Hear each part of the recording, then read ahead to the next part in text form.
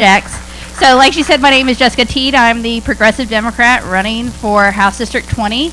And cannabis is really personal to me. I actually use cannabis medically.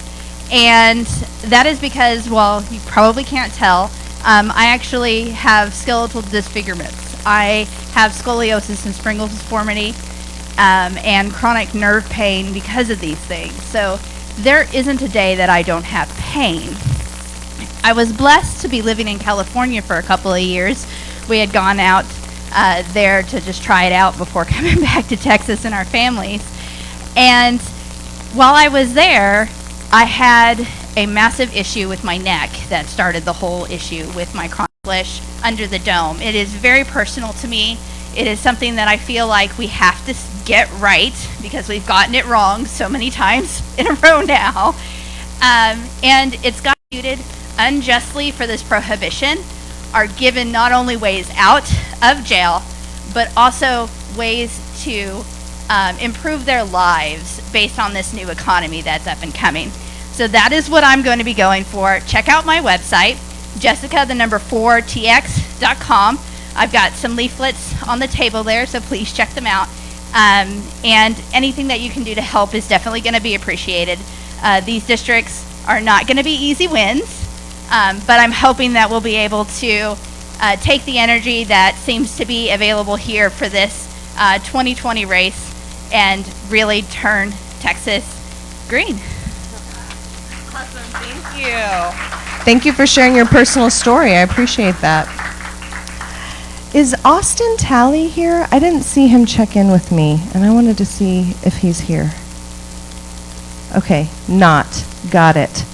All right, so next we have Vicki Goodwin running for the Democratic Party in District 47. If you please help me welcome Vicki Goodwin. Good evening. Wow, I feel like I should be in a rock band because this light is so bright.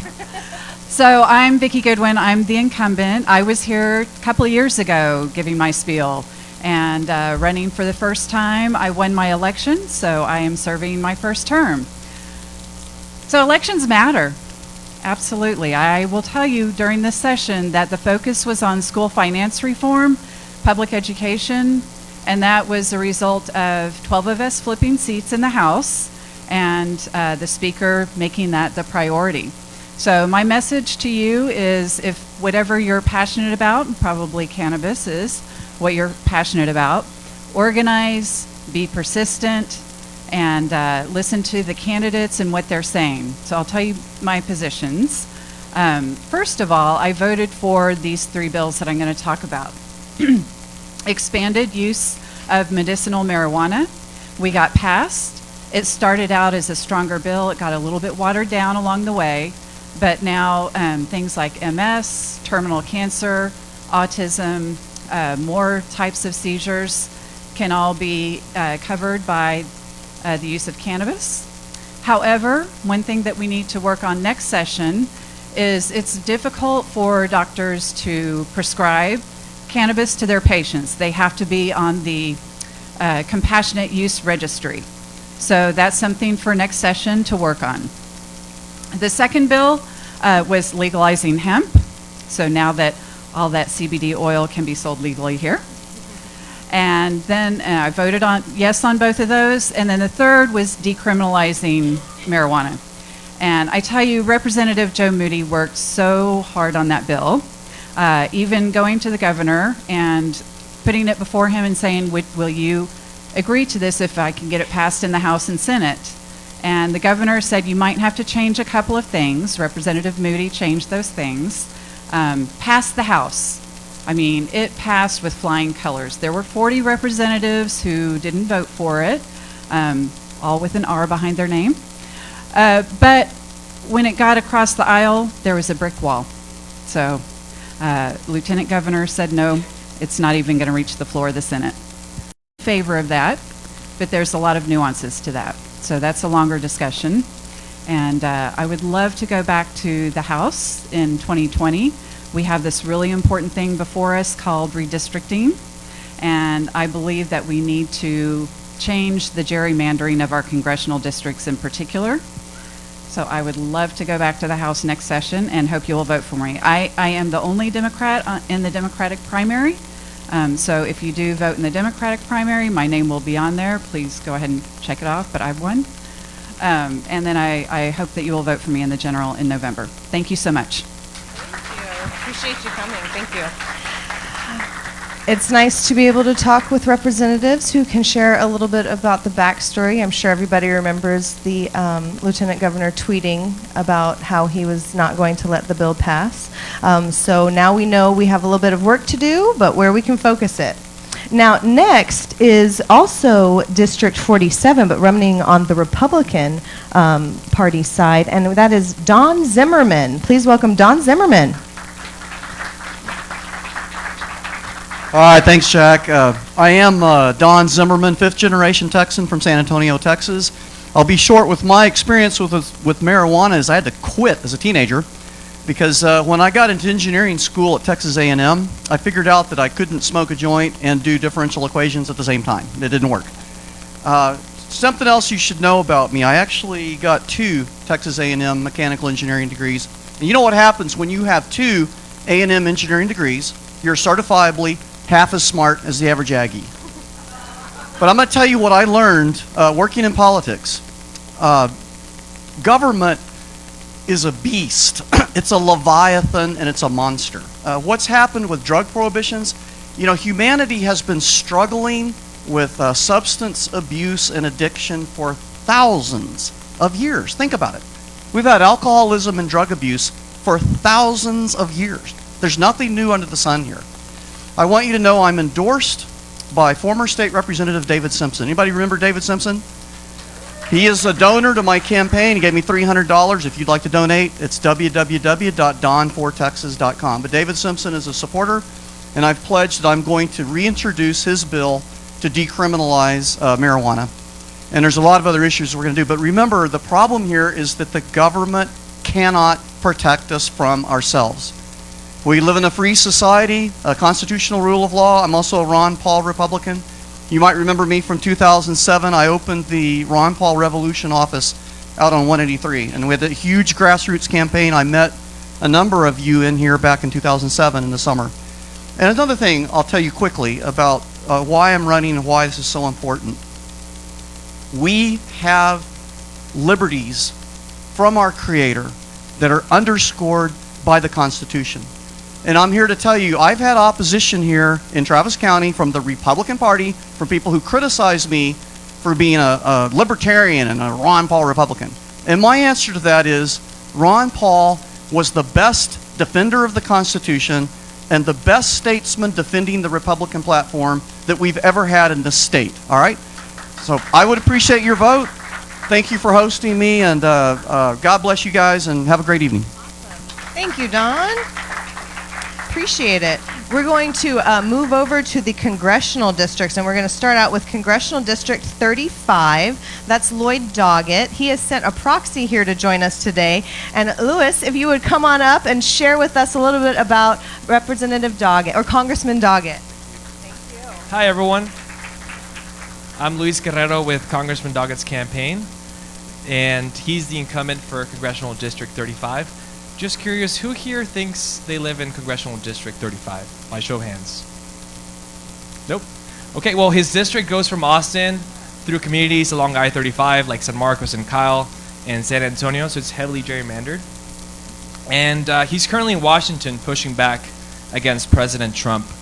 And for forever, he has supported legalizing medical marijuana. He opposes federal interference with local efforts and state efforts to legalize marijuana. Basically, he opposes the Jeff Sessions approach when he was Attorney General. The federal government shouldn't overrule the progress being made by the state and local governments. He also sponsors the Marijuana Opportunity Reinvestment and Expungement Act, which Normal calls the most comprehensive marijuana legislation ever introduced in Congress. It decriminalizes marijuana at the federal level. It removes the marijuana convictions of so many Americans, and it reinvests in local communities that have been most harmed by the war on drugs. You know Congressman Doggett, you know he's there for you. If there are any issues that you're concerned about, you can contact our office. And thank you very much for having me. Thank you. Appreciate it. And actually, if you go up to the Capitol, there are pictures of Lloyd Doggett back when he was a representative. If you walk down around in the Capitol, he's baby-faced, real young. So thank you for sharing with us about his stance and his support for the MORE Act. I appreciate that. All right, next is Ahmad Anan here, because I didn't see him check in with me. So I'm going to say he didn't make it in. All right. Ted Brown, running as a Libertarian for U.S. Congressional District 17. Help me welcome Ted Brown.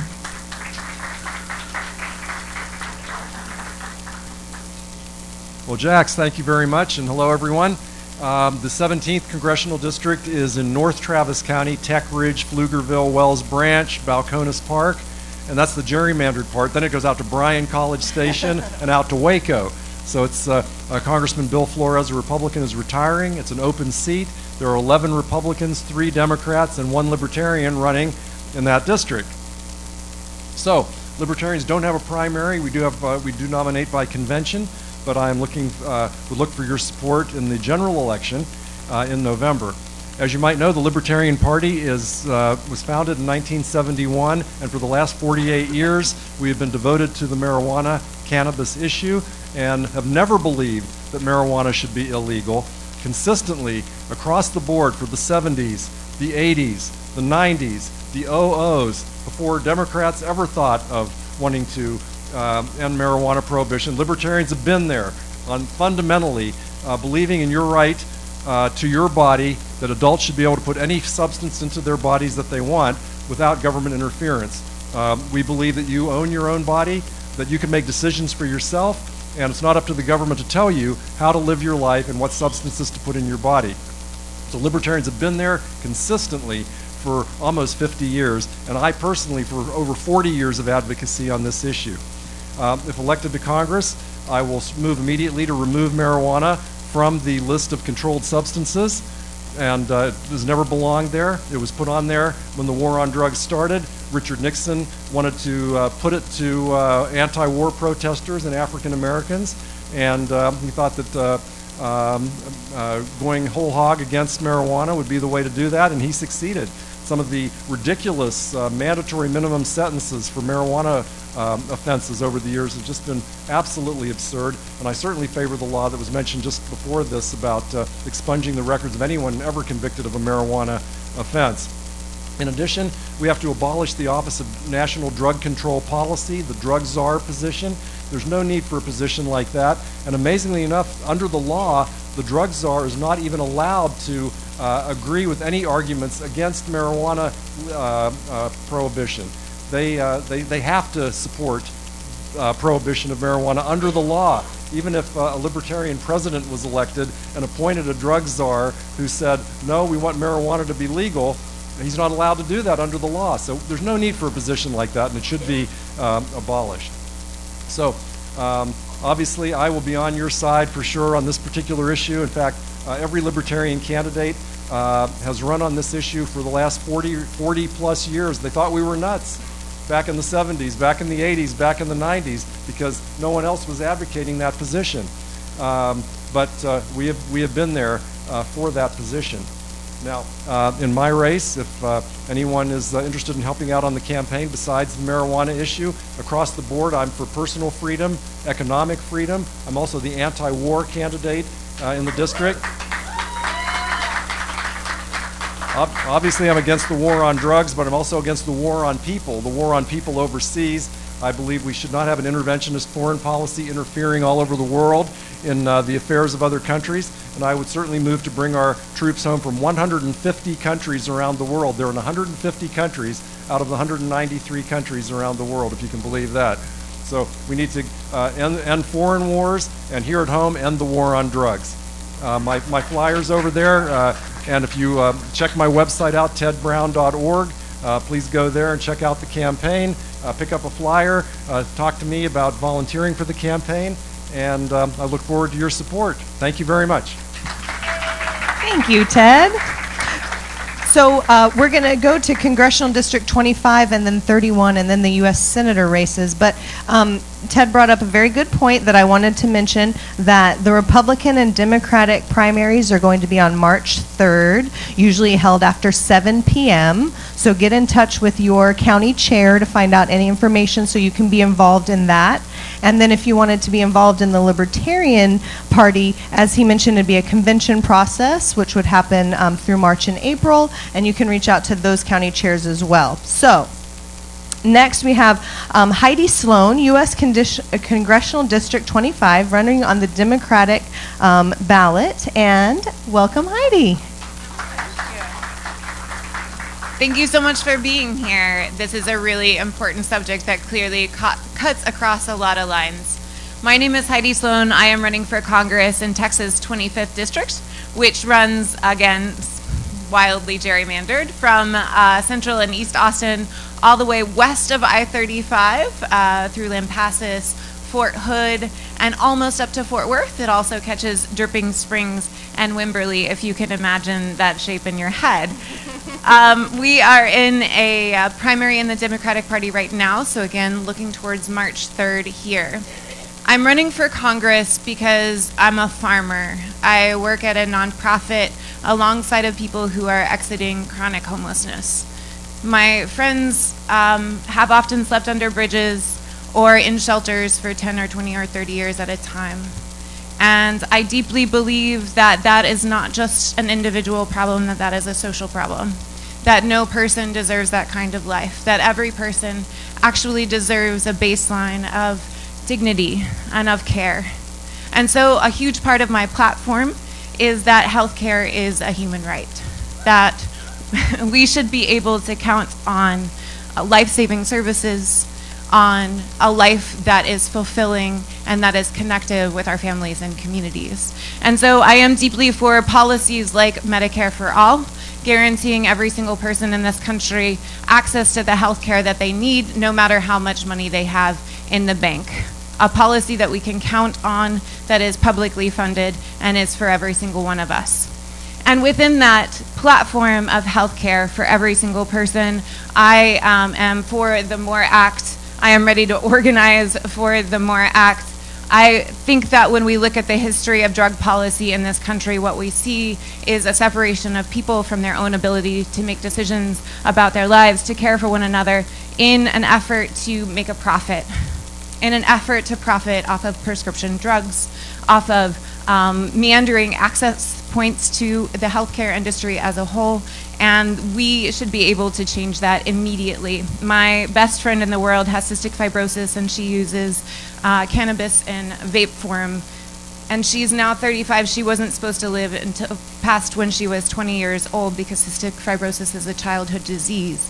But if this was a marketable good, if this was available to every single person, folks like my friend Elizabeth would be finding comfort, would be finding healing, and that should be available for all of us, not just an exclusive few people.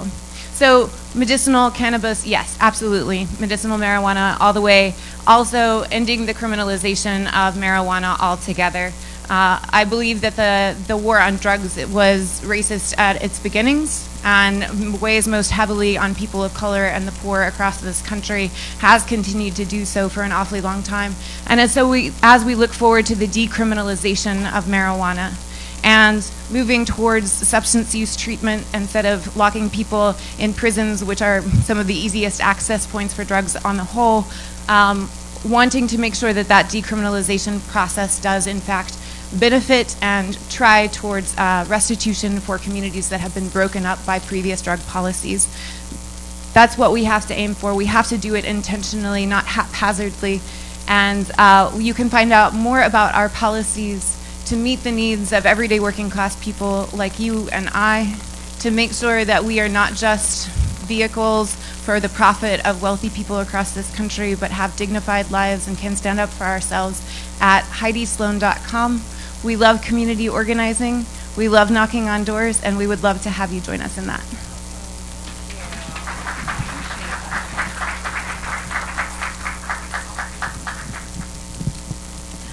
All right. right, thank you so much, Heidi. Next is going to be the Julie Oliver campaign. However, Julie has sent her husband, who joined.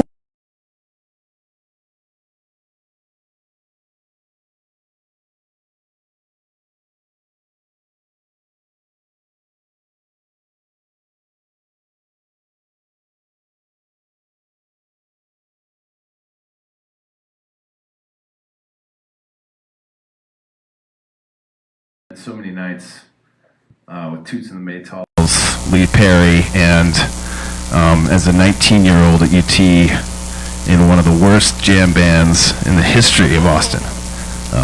So really proud of that. But Julie supports the MORE Act. She believes that we need to end the federal prohibition on marijuana, remove it, deschedule it, and expunge the records of everybody who has been charged with possession. And for her, it's definitely a justice issue. But I just thought it would be interesting to get to talk with y'all. Just go to julieoliver.org. If you want to know more about the district and you don't want to imagine it, get your phone out, go to map.julieoliver.org, and you can see the shape of this crazy district. But I remember that I was talking to some of our libertarian friends the last time I was at the Normal event, and it struck me that we actually, in this moment today, we saw the Senate admit that they might not have the respect for the Constitution that a lot of our libertarian friends say they do, that a lot of our Republican friends say they do, a lot of our Democratic friends say they do. And it struck me because I think that we have a lot more in common than we might let on. When we're talking about ending the war on drugs, ending our foreign wars, ending the waste of these really, really bloody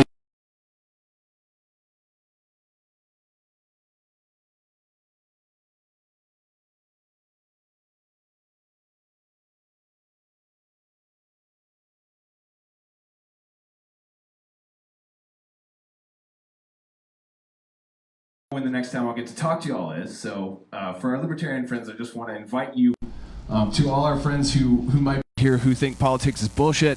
I think that is a perfectly rational way to feel. And I want you to hang on to that because we need your energy and your ideas in this with us. But maybe suspend that just for this election, just long enough to participate so that we can keep this experiment in democracy that we have had going for the last couple hundred years going forward. So go to julieoliver.org. She believes in the transformational power of organizing, was the Democratic nominee in 2018, swung this district from 21 points for the Republican incumbent who is a car dealer from Weatherford, Texas, to within single digits, raised more money than every Democrat who'd ever run before her combined without taking a single dime from any PACs. And that is her commitment. If we're going to fix what's wrong, we got to end the corruption, and that's one of her strongest commitments. So julieoliver.org. I want to thank you all very much, and we'll see you all down the road. Thank you. Back on the Flamingo Cantina stage. We love being at Flamingo Cantina, if we didn't mention that already. All right, we have one more candidate from Congressional District 25, and that's Bill Kelsey. He's running on the Libertarian ballot, and he is going to share with us his position about cannabis. I'm a libertarian. I don't need to share my position. About 5 years before I was a libertarian, which was in 1975, I heard on the first time on the radio in Washington, D.C., somebody had an advertisement saying that libertarians are running for office and we're going to legalize marijuana. This is terrible. And it was statist to prohibit marijuana. I thought, wow, that's I agree with that, but that's really stretching the boundaries. Anyway, it took me a trip around the world first and across Asia and many different countries to see how much socialism and planned economies had failed, and I became a libertarian in 1980 when I showed up in Austin. And so I don't need to talk to you about marijuana except that I don't believe in taxing it. And when the laws and the bills are complicated, All you need to know is I will call Jax, I will call Heather. They will tell me how to vote exactly on the details. What I'd really like to say too is what's close to my heart, foreign policy. Again, the wars abroad have been mentioned. Whatever oppressions we feel from the Washington regime here in the United States, they're many times manifold abroad, a dozen times worse. I also am immigrant friendly. I believe it's good to have immigrants. I appreciate foreigners. They add a lot to our country. I stand for them. I will be working to end the income tax. Now, what is very important is there are many people who agree with me, but they say, you know, there are really only two parties and we've got to choose the lesser of two evils. And that's harder to persuade people about than anything else, is to break out of this lesser of two evils thinking. So let's think about that just a little bit. People have brought up gerrymandering.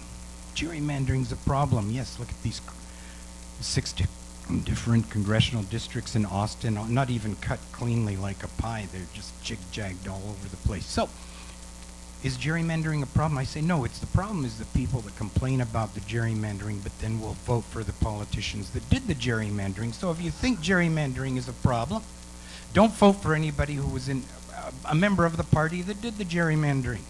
What about ballot access? People say, oh, it's hard to get on the ballot. Okay, don't vote for any politician who made it hard or who's from a party that made it hard to get on the ballot. They're kept out of the debates. The media doesn't cover. Okay, don't vote for the people that get lots of media coverage. Look who doesn't get media coverage. Maybe they have something to say. Money. We complain. How many times have we sat around and said, oh, it's all money. Money buys elections. We argue about Citizens United, whether that's constitutional and non-constitutional. Well, hey, you think money's a problem? No, the people who vote for the politicians that have all the money are the problem. If you don't like money in buying elections, don't vote for the guy who raises the most money. Don't vote for the guy who raises the second amount of money. Vote for the libertarian who has no money. Okay, one personal story. This is also about the voting for lesser of two evils. Long ago, I was in the service. I was a servant of the empire. I've reformed. But people who are in training in a situation that might get them captured, we go to a school that trains you how to be a prisoner of war. We get taught how to be tortured. We get taught how to behave while we're getting tortured, and so on and so forth. So torture time comes, beaten, curl up in a box, get beaten, get out of the box. Then it was the smoke treatment. The man said, choose the pipe. I chose the pipe.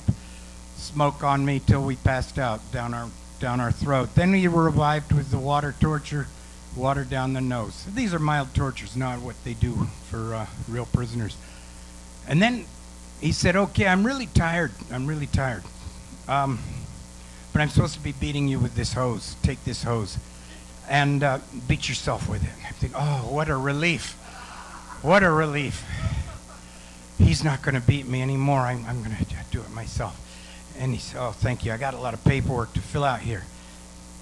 And then he said, oh, you know, they're going to think I'm not beating you. You better do it a little louder. Make sure they know. Yell a little bit. So I did it. And then the training went on. Afterwards, we were debriefed by the very people who they had fake accents and so on. They debriefed us and talked like normal Americans. They were also in the service, and they told us how we behaved, how we did. And he says, you know, you agreed to beat yourself.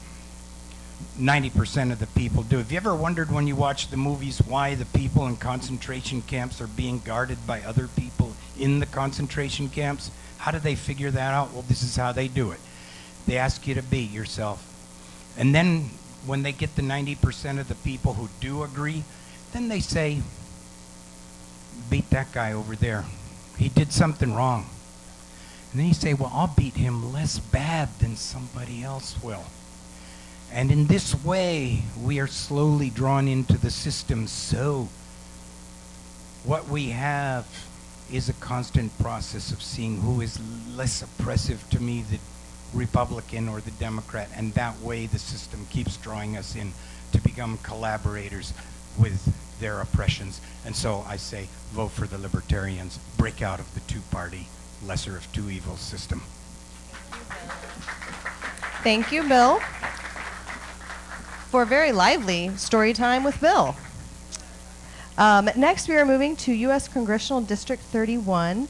And Dan, I'm going to really probably say your last name very incorrectly. Janjian. Thank you. Dan Janjian is running for the Democratic nomination in U.S. Congressional District 31. Please help me welcome Dan. Hi. So I'm Dan Janjian. Nice to meet you guys. So my background's a little bit different. And actually, I was looking around. I recognized some of the names or some of the faces when I walked in because anybody know the Parish Room down the street? No? Nobody hangs that downtown, just me? We used to host a bunch of different meetings over there that had to do with what we're talking about tonight. I used to own the Parish Room for years, and I've been in Austin and the surrounding area for about 15 years. But my background's actually in healthcare. I've been doing healthcare for about 15 years, and it's a little bit different. I've dealt with people that have gone through cancer, people that have gone through heart issues, major accidents. But instead of being one of the doctors that's out there, I've been dealing with people that have gone through it on the claim side. Because isn't that what healthcare is today? Right? When we talk about healthcare, don't we talk about what we have to pay in premiums? We have to talk about the fact that our deductibles are ridiculous, and even when we pay those deductibles, we're still left with 20% of the bill, which a lot of times is more than somebody makes, double what they make in a normal year.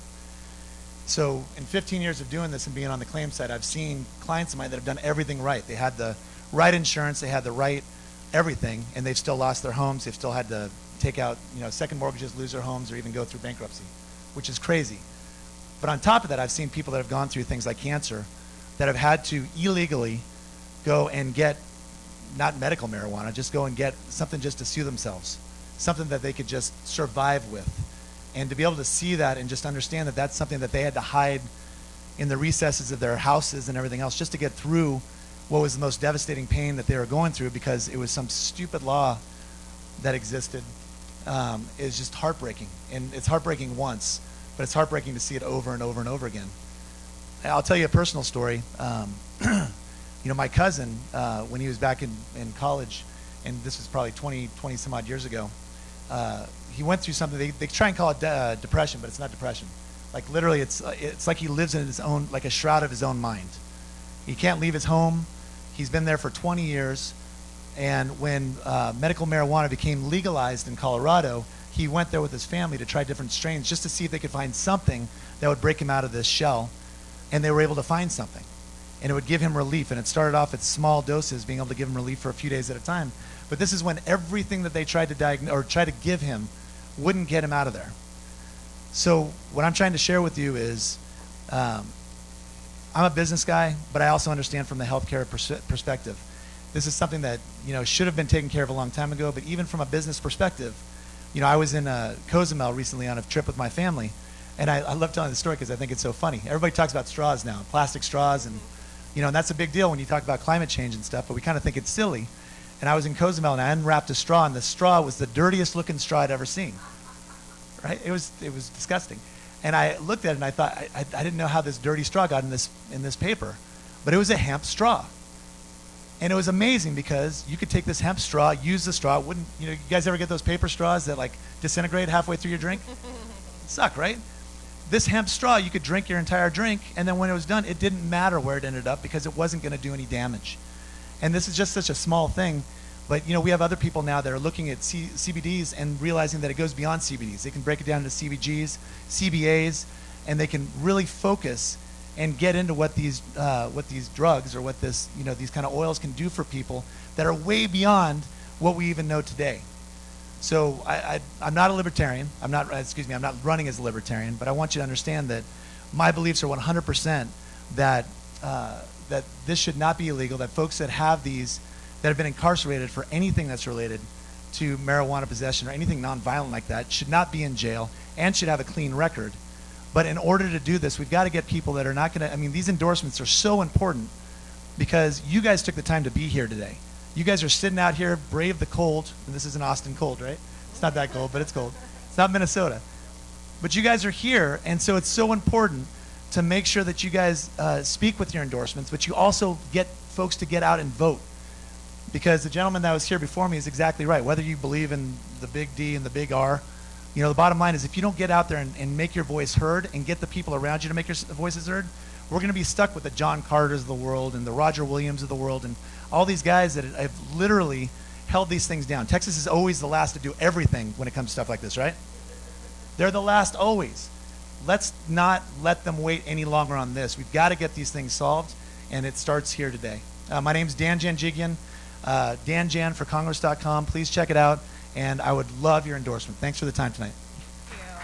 And I don't know about you, but it's bitter cold. This is Michigan level. I have long underwear on. No, I'm just kidding.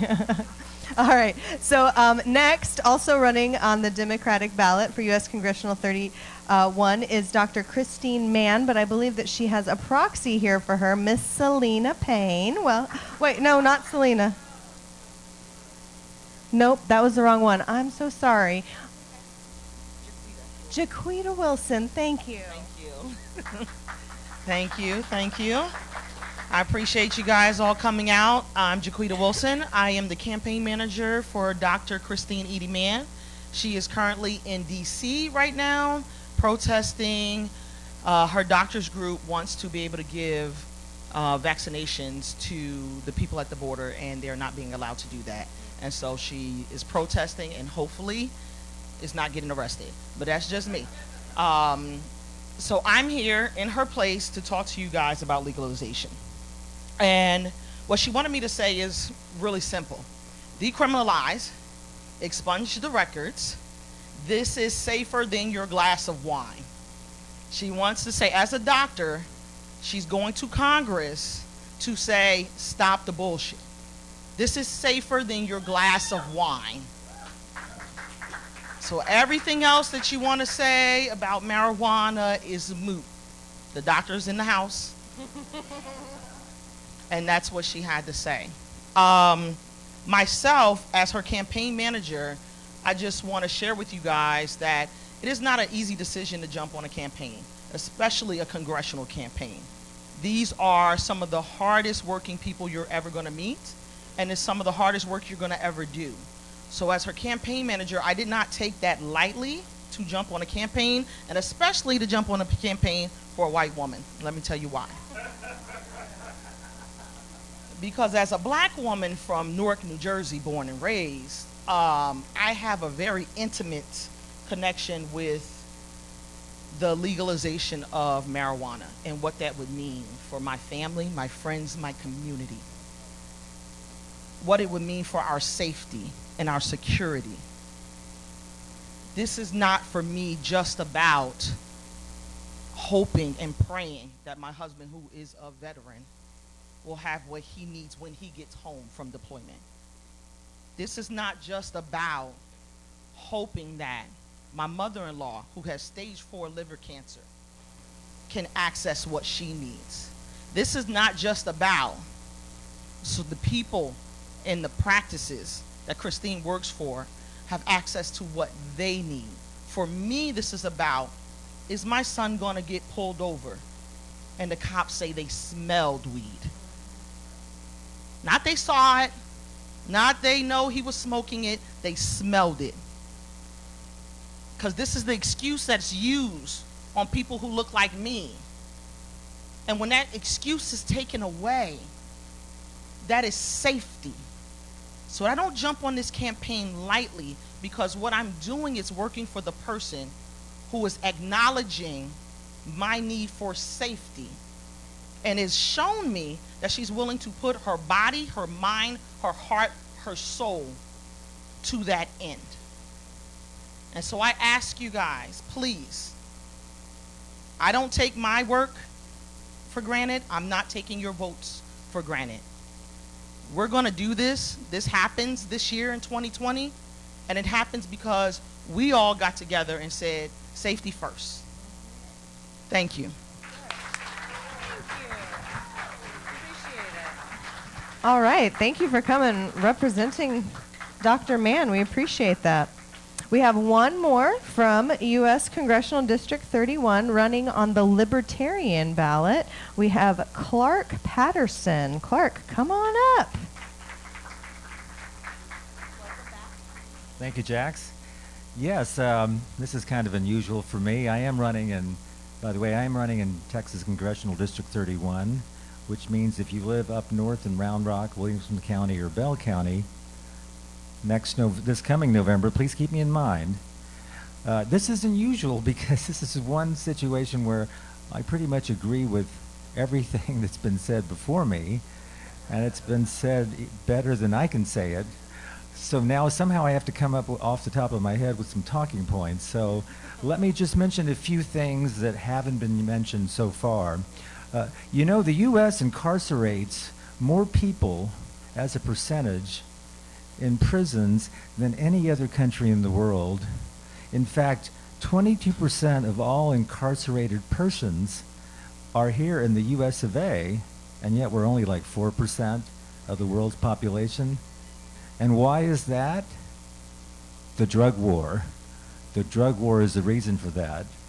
Also, a lot of you, of course, may know a lot of this stuff, but you know, law enforcement spends about 50% of their resources combating victimless crimes, of which, of course, the drug war is part of. So that means while they're, you know, scoping out some young kid who may have an ounce or so of marijuana, that real crimes are being committed, rapes, robberies, murders, muggings, that the law enforcement isn't dealing with that because they're focusing on these victimless crimes. So again, the drug war is the cause of this. Also, everybody hates cartels. I hate cartels. Again, why do we have cartels? The drug war, drug prohibition, the opioid crisis. What's the main source of the opioid crisis in America today? Drug prohibition. It creates a vicious black market that's, you know, fentanyl. In fact, Prince, the singer, he actually he died because he obtained fentanyl from a drug dealer because of the black market.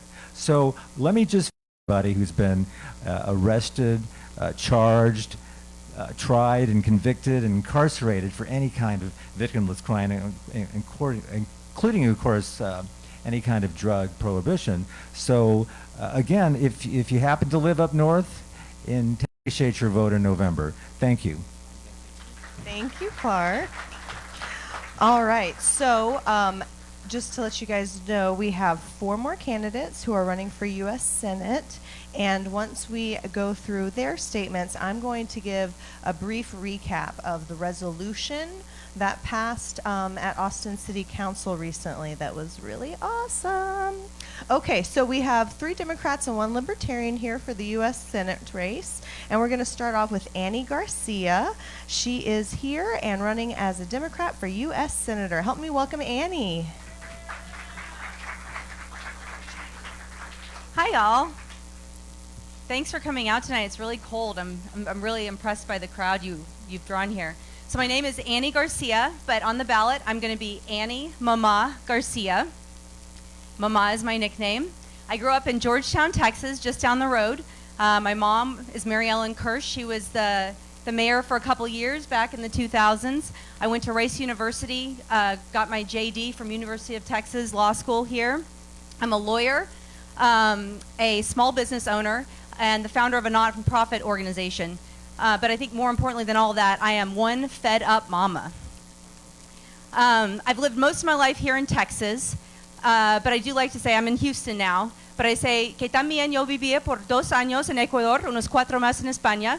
Und ich hatte auch die Gelegenheit, 2 Jahre in Deutschland zu verbringen. Only thanks to a Texas public school education can I ask for Texans' vote in German, English, and Spanish. So I want to talk about why I got into this race. There's really 3 main points here. First, I got in 3 central points here. And there's 3 ways in which we can lessen human suffering in our country just by the legalization of marijuana. The first are the medical applications that have been discussed here so much more eloquently by people that benefit from its actual use. But whenever I go out, I get asked by reporters, what are people talking to you about? They think it's healthcare. Marijuana. Hands down, marijuana. That's why I drove from Houston, Texas here tonight. I'm leaving tonight with my 7-year-old son to go drive down to Brownsville because I'm crossing the border tomorrow in Matamoros. But I wanted to be here talking to you tonight because I know this is a very important issue and it's one that can change the election. The second reason that I think that we can lessen human suffering in this country by the legalization of marijuana is because it's going to make us a lot of money. I mean, a lot of money. If you look at what happened in Colorado, in the first year after they legalized marijuana, they got 5 more times tax revenue from the sale of marijuana than they did from alcohol sales. If you apply that math to Texas, that's $7 billion every year. In a state that prides itself on giving handouts to businesses to make it business friendly, this is an easy thing for us to do. And we lessen human suffering by taking that money and putting it into early childhood intervention programs, by putting it into supporting people and getting them off the streets. We have an enormous homeless problem. In every single city in Texas, I see people living under the overpasses. $7 billion a year. Why are we not doing this? I don't understand. The third thing is that we are punishing people. We have people in our jails for doing the same things that soccer moms are now doing in California. Where is the justice in this? Half of the crimes, drug-related crimes, are about marijuana. Let me ask you this: who is able to go and identify THC in an edible? Are we prosecuting for edibles now? No, we're not. We have crimes on our books that we can't even enforce because it's a different market now, but yet we still have people in jail that we're punishing for this. So this is 3 ways in which we can lessen human suffering just by the legalization of marijuana. That's the first reason I got into this race. The second reason is because I think we're running out of time. 2016 opened my eyes. This is not personally a great time for me. I have 3 young kids, ages 3, 6, and 7. But I look at them and I think about what the world's going to look like when they're about to go to college or when they want to start families, and I'm terrified. I am literally terrified. Our world is on fire, and I got these 3 kids to think about, and not just my kids. I have your kids to think about. I think about everybody's kids. That's why I'm the mama on the ballot. And the third reason that I'm running is because I don't know about other Texas Democrats here in the room, but it's been 30 years since we won a statewide race, and it's about time.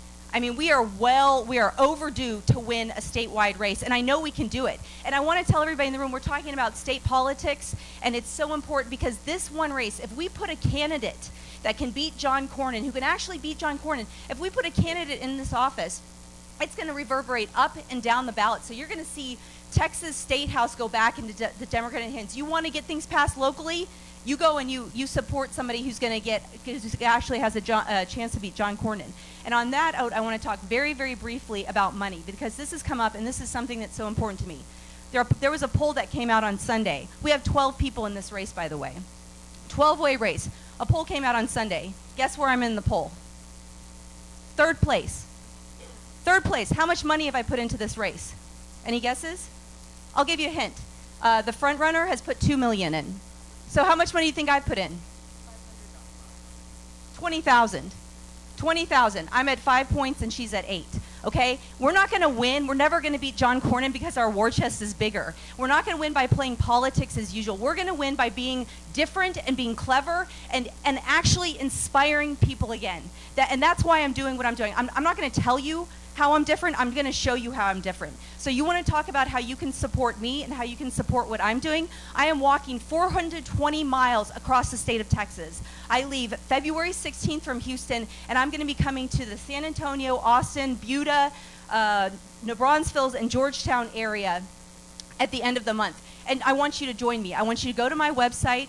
It's runannierun.com. And if you can't remember that, go to johncornynsucks.com or cornynsucks.com or fuckcornyn.com because they're all going to send you right back to runannierun.com. And I want you to register, and I want you to walk with me, and I want you to raise your voices, and I want you to make this an issue. My platform is yours.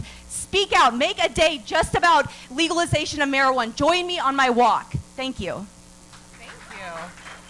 Thank you for coming and joining us when you're doing all this traveling. And this little 7-year-old is an MVP right here, hanging tough at the candidate forum. Good job, buddy.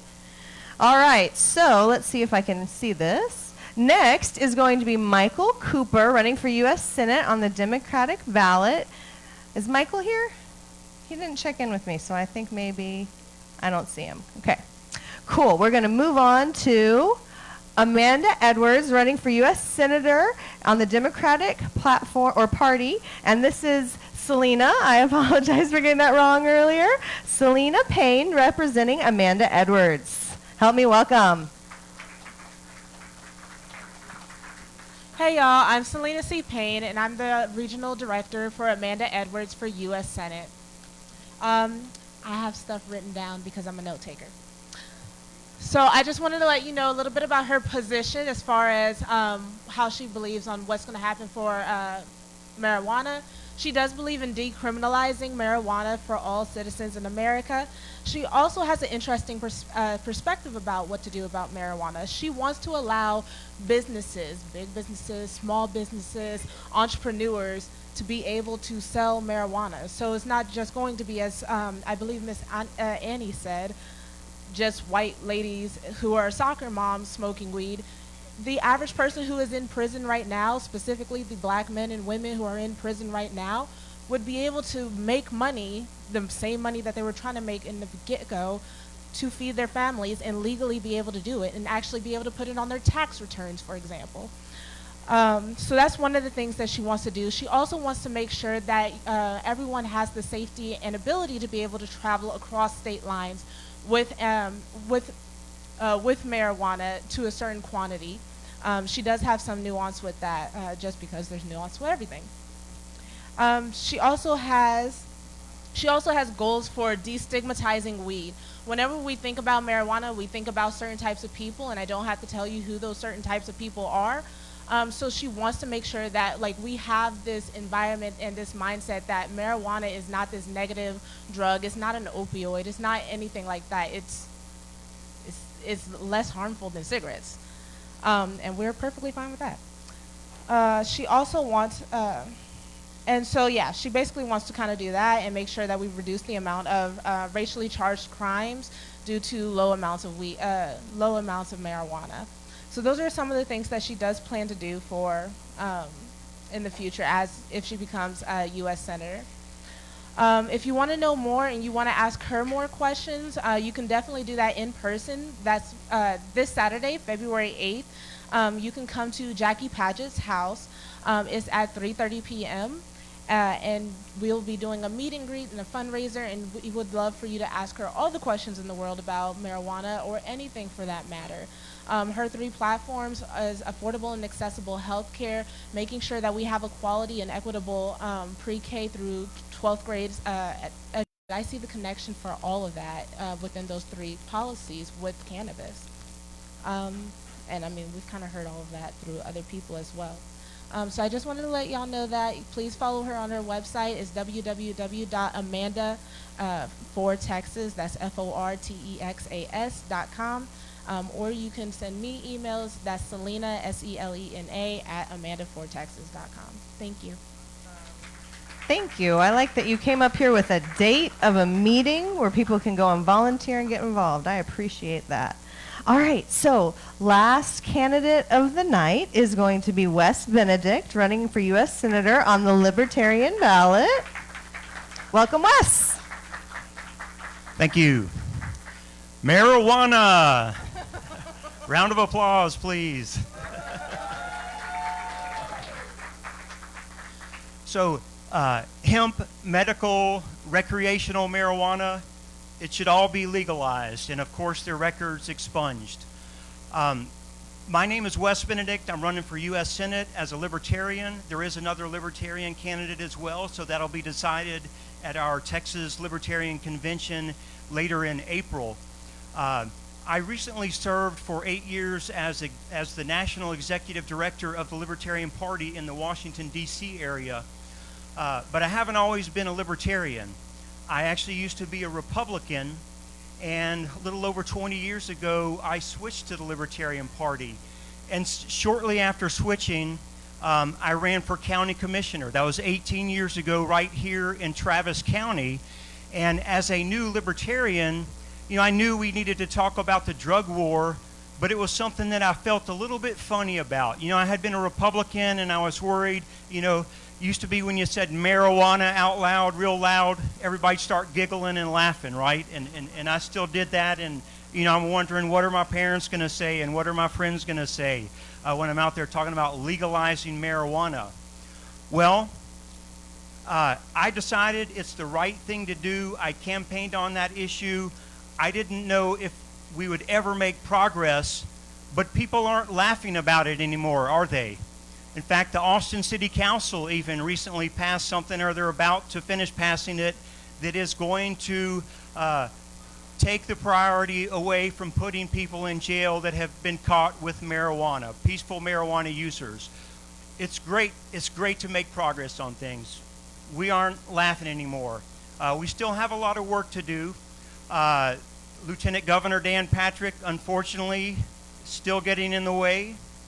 And keep in mind, at the federal level, when President Obama was in office, there were time periods when Democrats also had control of the U.S. House of Representatives and the U.S. Senate, and they failed to decriminalize marijuana. That's Democrats. And of course, Republicans have been in charge of the presidency and both houses as well in different time periods, and they have failed to decriminalize marijuana and let states do what they want to do. John Cornyn, that's who I'm running against. John Cornyn stands in the way of marijuana reform. I would like to help move John Cornyn out of the way.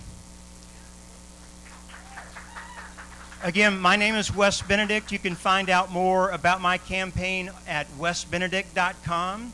A few other important issues to me are ending these wars overseas, bringing the troops home from Iraq and Afghanistan, which Republicans and Democrats have both failed to do. Of course, ending the war on drugs, and I would also like to balance the budget by decreasing federal spending across the board rather than raising taxes. Again, thank you all for being here. It's great to make progress on an issue. We're making progress a little tiny bit at the national level, almost at the state level here and there, and at the local level, and of course at a lot of other states. It's only a matter of time till it happens. I encourage you, don't reward the Republicans or Democrats. Vote Libertarian until marijuana nationwide is legalized medically and recreationally. Thank you. Thank you, Wes. So that is going to conclude the statement portion. However, there was a candidate who came from Congressional District 24 right here. Raise your hand. Texas Senate District 24. And then I was past this, Jaramillo for Congress, but it doesn't have a district on it. Ah, District 17. Okay, gotcha. Will you raise your hand so that they can come and find you? Over here. Okay, great. And then there was someone else from House District 44, I think, that came up and said hi to me. So if you see them, check them out, but I don't see them now. So, all right, I am going real quick before we finish out for the evening. Let's talk about what happened at Austin City Council last week, because it was really great. I was telling Heather, I know, I'm sorry, I'm just so enthusiastic about it. I was telling Heather it feels really good to win, to get the verbiage that you want, to the purpose that you want, and to have it pass unanimously is amazing. So let's talk about what did happen. So there was a resolution that was introduced by 4 of the council members, and what it does is it makes it where no city funds or city employees can be used to test THC. So that means no accreditation, no verification, no purchasing of machines. They don't want to spend any funding on it. It will only be used in cases of felony trafficking or felony distribution.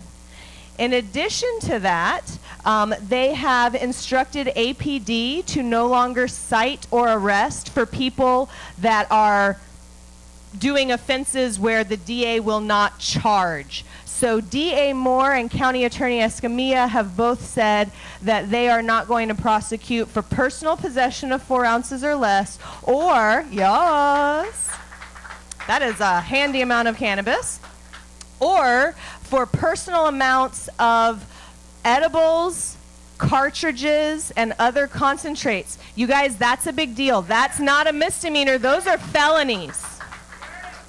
Just so you know, Vicki, those are felonies. We got to do something about that. I'm just saying. So that means that if you are not carrying in a manner where they can try to prove that you are intending to distribute, that the police are not supposed to cite or arrest you at this point in time. Now, the chief thought he'd be sassy and be like, well, we're going to enforce state law. And he can do that, and then we'll see what comes next. But the fact of the matter is they're going to be educating, this is part of it as well, educating all of APD about this new policy change. So if for some reason you are found by a cop right now to be in possession until education happens, there could be a possibility of you being cited. But in many cases, what's happening right now is APD is just throwing away what they are getting from you. They confiscate it and destroy it, basically. So we will have probably some updates as these roll out, and there's going to be a report that is going to be required that APD and the city manager bring back to Austin City Council. So there is more to happen on this for sure. Thank you for everybody that emailed and called your city council member. We got a unanimous vote because you guys sent hundreds of emails and calls and let them know that they need to be doing the most they can with the discretion that they have, period. And so I know we're going to be waiting on our congressional candidates and our state candidates here to be taking office and to enacting rules and laws for us at the federal and state level, but there's more to be done at the local level. We plan on working with other major cities to try to work with their city councils to do similar things. So we have a lot of work to do.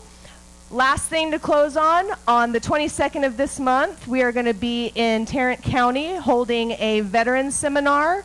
We are also planning one for April 25th in New Braunfels. In addition, South by Southwest is coming up. We will be hosting an amazing kickoff party here at Flamingo Cantina on the 18th. There also will be an official South by Southwest Texas Normal meetup group, and it's going to be on the 19th at 3:30.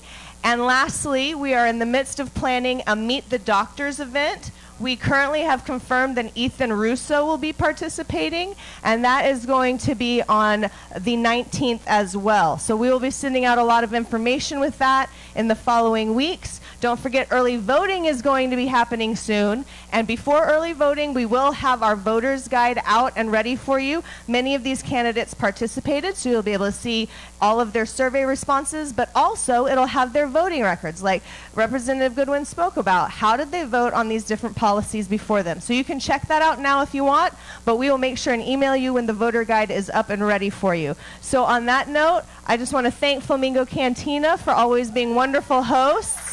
They have a great staff that are so welcoming, and they opened up early for us. We really appreciate it. So please make sure to tip your bartenders. We're going to be networking and hanging out for a little while, and then the Mau Mau Chaplains will be playing later tonight. So thank you, everyone, for braving the cold and spending the evening with us.